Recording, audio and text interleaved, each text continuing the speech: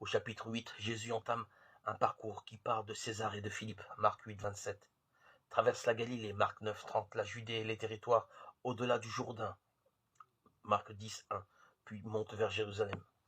Mais derrière ce déplacement physique se profile un itinéraire d'une toute autre nature. Jésus est sur le chemin. Lui et ses disciples font route.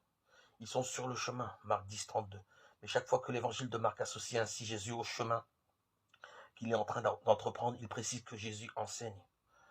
Plus, comme il l'a fait à Capharnaüm, au bord de la mer, ainsi dans la mer, ou à Nazareth, mais en clair, Marc 8, 32.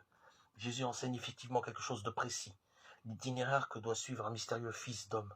Tout commence par une difficile épreuve. Le Fils de l'homme doit beaucoup souffrir et être rejeté par les prêtres, les anciens et les scribes.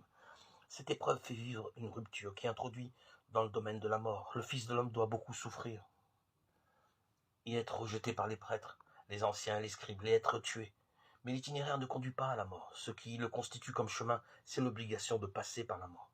Le Fils de l'homme doit beaucoup souffrir et être rejeté par les prêtres, les anciens et les scribes, et être tué, et après 3 jours se lever. Marc 8, 31. Le même enseignement de Jésus revient encore 2 fois dans le texte. Là aussi, l'itinéraire commence par une épreuve. Le Fils de l'homme est livré à des mains d'hommes. Marc 9, 31.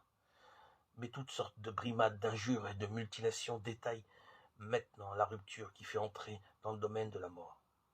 Le Fils de l'homme sera livré aux grands prêtres et aux scribes.